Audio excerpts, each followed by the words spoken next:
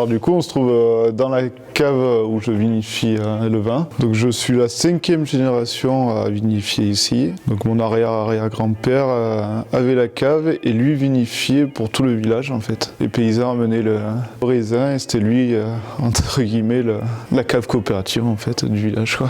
Donc en grande partie on est sur des cuves béton de gros volumes. Donc là on a 227 et 230 hectos. J'ai des petites de 70 hectos et je monte jusqu'à 380 hectos aussi, que je me sers pas, mais avant, mon grand-père s'en servait. Donc, Là, on va encore ajouter un autre produit chimique peut-être au pain, le monostéarate. Donc le blanc, il est vinifié dans une petite cuve de 70 hectos en béton. Et après, il est stocké par contre en cuve en fibre pour le reste de l'année, quoi. Et cette année, voilà, j'ai lancé une petite barrique pour vinifier mon 100% Viognier.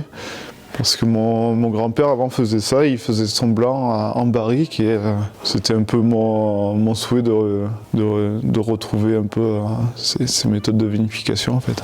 Et pourquoi faire? Pour l'empêcher de durcir? Comme si ça ne suffisait pas? Le vin avec des colorants? J'ai mon ami d'enfance qui est Laurie Aon du domaine du Petit Oratoire qui s'est lancé dans la viticulture. Je le recroise alors qu'on ne s'était pas vu depuis le collège et il me dit j'achète un domaine, je me lance et tout ça. Et, très étonné, j'ai toujours prêté main forte pour travailler un peu à sa cave, à ses terres, tout ça. Et puis à force de goûter ses vins, à force de voir ce qu'il pouvait faire sans intrants, parce que moi c'était vraiment le flou total, hein, ce vin nature. Et nous ici, on ne connaît pas du tout. Je disais, c'est quand même dommage d'ajouter des produits et des arômes pour sortir des vins, alors qu'on peut faire tout naturellement et faire très bon, quoi. Donc je voulais vraiment arrêter de tricher, quoi, pour faire mes vins, quoi. Surtout lancer mes premiers vins. Et tu as dit qu'au début, tu avais quand même un petit peu de mal avec...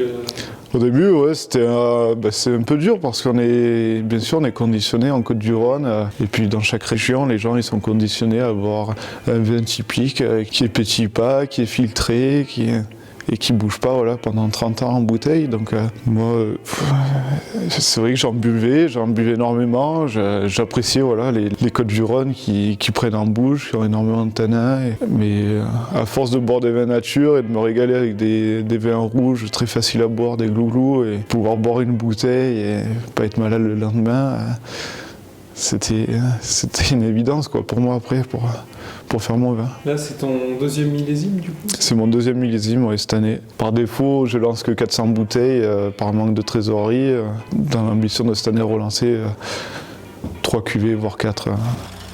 Les pommes couvertes d'insecticides? Non, c'était très, très dur. En plus, j'avais vraiment pas de soutien d'œnologue. On a un œnologue ici, mais dès qu'il voyait qu'on avait 0,30, un peu de volatile qui arrivait, il voulait vite qu'on sulfite, vite qu'on acidifie les vins, et tout ça. Donc, mon seul soutien, ça a été Laurie, vraiment, qui nous poussait vraiment à laisser évoluer les vins pour voir ce que ça donnait. On a plutôt bien réussi. La première année, j'ai vinifié 700 hectos, voilà, en façon dit nature, quoi. Et tu n'as mis de souffle dans aucun, ou tu te laissais quand même la possibilité de... Moi, dans mes premières cuvées, donc les 3 couleurs, j'avais mis 0 g de sulfite à mes vins. Le reste des cuves que moi j'utilise pas sont revendus à des gros négociants. Et là, mon oncle souhaite quand même les sulfiter un peu pour pas les perdre et pour s'assurer quand même le revenu d'argent. Ce que je comprends, hein, je peux pas lui interdire de pas sulfiter toutes les cuves et lui risquer de perdre ses cuves, quoi. Comment tu fais la première année quand tu as décidé de faire du nature, mais qu'il y a un œnologue, donc quelqu'un qui en général tourne beaucoup et qui sait comment tourne le vin? Comment tu fais pour rester sur ta première lignée, sachant qu'il te dit là ça va partir en couille, c'est sûr? Il vient, il goûte, il dit ce qu'il veut. Après, on prend le risque de ne pas l'écouter. Puis après, moi je prends un malin plaisir à lui montrer le résultat, quoi. Et alors, ça le convainc? Soi-disant, ils sont convaincus qu'ils veulent lancer de plus en plus dans le nature, mais à toutes les analyses, il y a ajouté 2 grammes de sulfite. Donc c'est un peu du pipeau, quoi, je pense. Après, le gramme de sulfite, est-ce que c'est tabou ou pas? s'il n'y a que ça qui est rajouté à la fin. Si on est à 1 ou 2 grammes de sulfite, je pense que c'est pas la mer à boire aussi quand même. On peut faire des vins sans sulfite, mais je pense que les vignerons, il faut qu'ils pensent aussi que des fois c'est leur revenu, leur moyen de pouvoir manger chez eux, quoi. Il faut aussi s'assurer quand même de pouvoir vendre des bouteilles. Donc si c'est pour dire on fait du nature, du sans sulfite, mais au moindre défaut qu'il y a, on dit c'est normal, c'est du nature, je trouve ça dommage. Il faut aussi quand même prouver qu'on peut faire du nature et des bons vins, quoi.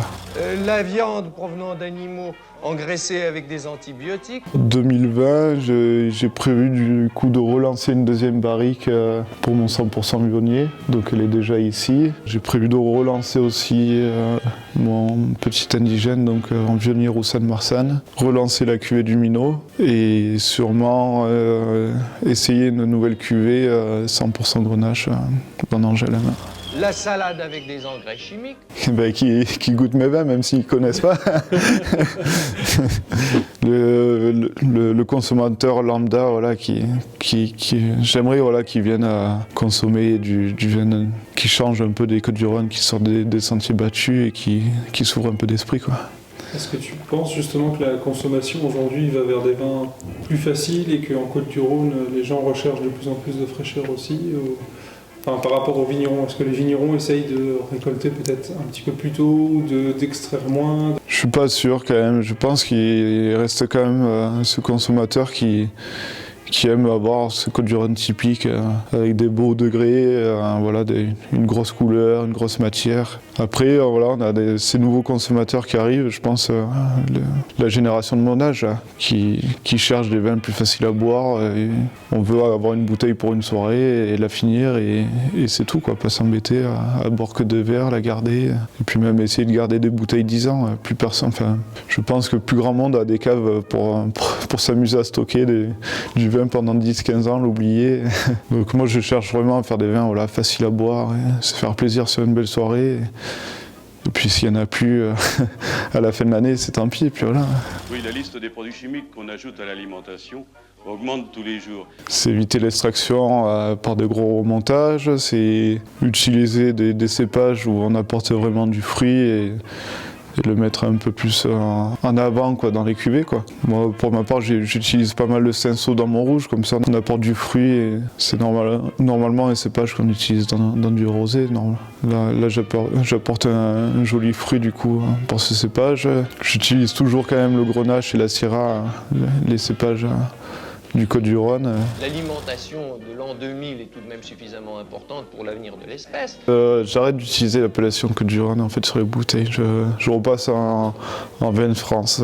Il y avait vraiment trop de contraintes avec le Côtes-du-Rhône. Dès qu'on a les analyses pour l'agrément, on se fait casser parce que les vins, voilà, sont un peu troubles, voilà, ils n'ont pas les goûts qu'il faut pour le Côtes-du-Rhône. C'est pas typique Côtes-du-Rhône, donc je préfère sortir de ça. Voilà, quitte à toucher moins une clientèle, voilà, qui cherche vraiment une Côtes-du-Rhône, mais je pense que les gens qui vont chez un caviste, et si le caviste vend bien le produit, il peut expliquer d'où ça vient, expliquer comment c'est fait. Après, est-ce que ça pose un problème d'être en vin de France Moi, personnellement, non. C'est qu'un mot sur une étiquette, j'ai envie de dire. Après, ce qui est important, c'est ce qu'il y a dans la bouteille, quoi. C'est tout. Nous, au Saint-Pantalon-les-Vignes, c'est pas un cru. Moi, je peux pas utiliser le nom de village en plus sur la bouteille. Donc après, le vin de France, avec la petite explication, je pense que ça peut très bien marcher aussi. Oui, c'est un problème important que celui des produits chimiques qui, de plus en plus souvent, sont ajoutés à notre alimentation. Sur l'étiquette, voilà, je voulais vraiment qu'on ait un joli petit dessin et une petite histoire qui va avec le dessin, quoi. Après, je pense que les informations, les gens, c'est bien qu'ils tournent la bouteille, qu'ils aillent les chercher derrière. Du coup, petit dessin et une petite histoire à chaque étiquette. Et puis je sors un peu des codes, voilà, du Côtes-du-Rhône aussi, encore une fois, quoi. C'est toi qui les choisis? Tu appelles un graphiste en lui disant tiens, j'ai cette idée-là en tête ou c'est... La première année, j'ai fait appel à un graphiste, donc pour le petit indigène. Le rouge, c'est ma copine qui avait dessiné l'étiquette. Je voulais vraiment faire un petit honneur à mon grand-père, voilà, pour avoir une petite pensée à lui. Parce que la cave, elle était à lui. J'ai appris à vinifier avec lui. Je conduisais mes premiers tracteurs sur ses genoux. Donc je voulais vraiment mettre en scène mon grand-père et moi, quoi.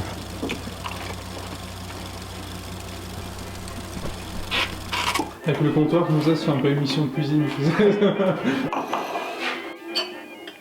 Le petit indigène, voilà, en 2018, on est sur Vionnier, Roussanne, Marsanne. En 2018, j'avais vendangé le 24 août. Donc j'étais un des tout premiers ici à vendanger. Mais tu cherchais justement ce côté... Ah oui, j'allais chercher vraiment l'acidité, un bas degré. Là on est en 12,5 en 2018, 19 je suis à 14 degrés pour 5 jours de plus. Ouais. Pour le blanc, je l'ai eu l'appellation Côte du Rhône parce que j'avais pas ce dépôt en fait au début. Donc il était vraiment limpide et ça avait passé l'agrément. Moi c'est un vin que j'aimais bien avant les repas. Là. Je trouvais que ça faisait du coup un vin facile à boire. Et puis même si il nous restait un peu, même si ça traînait sur l'entrée, c'était pas grave, quoi. Est-ce que ta mère sert tes vins au restaurant ou... Ma mère utilise mes vins au restaurant. Elle a un très très bon retour parce que les gens ne connaissent pas du tout, donc elle fait la petite explication qui va bien du coup. Ouais, j'aimerais que tous les locaux goûtent et qu'ils se posent des questions sur le vin qui est fait. Si tu veux continuer, j'installe. Un petit rouge. Allez. Tu vois ce que je te disais, 0,52 de volatile, 3 grammes de sulfite. Ah oui. 0,40, 3 grammes de sulfite. Ah, on te met, dès que tu analyses, on te met directement le... Ça, on te conseille de faire ça? Ça, c'est le conseil qu'ils te font. D'accord, ok. Et c'est l'œnologue que j'ai expliqué, je voulais faire du nature. Tu vois, dès qu'il y a un peu de volatile, et pourtant c'est rien, 0,50 ou 0,40, il y en a qui rêveraient d'avoir ça. Mais par contre, ça pinaillait à faire la fermentation. Les points de densité, il est tombé tout doucement, il s'est arrêté, il ne bougeait plus pendant 2-3 jours. Au moment où on se posait des questions, est-ce qu'on va rouler le buré, remettre de l'azote? Et il cherchait tous les moyens, alors moi j'avais Laurie qui me disait mais putain laissez vos cuves, laissez-les travailler et tout. Moi je suis entre l'oncle qui veut sauver ses cuves et Laurie qui me conseille bien en plus parce que c'est lui qui... Moi je travaille énormément avec Laurie parce que lui il a l'expérience que moi j'ai pas. Hein. Donc lui il pinaillait un peu aussi, donc il voyait ses cuves et il me disait, parce que lui en plus dans le sud il avait un peu plus d'avance, il disait ça pinaille mais bon ça repart par un moment et tout. Donc je faisais exprès d'attendre un peu et tout, et puis hop, on repartait sur un point ou deux de densité en moins et au final ça s'est fait, mais c'était très long. Pour le blanc j'ai mis 17 jours pour faire la fermentation. Moi ici le blanc, normalement le blanc et le rosé je fais en 5-6 jours quoi, la fermentation. Moi qui n'ai pas l'habitude, je trouvais ça long.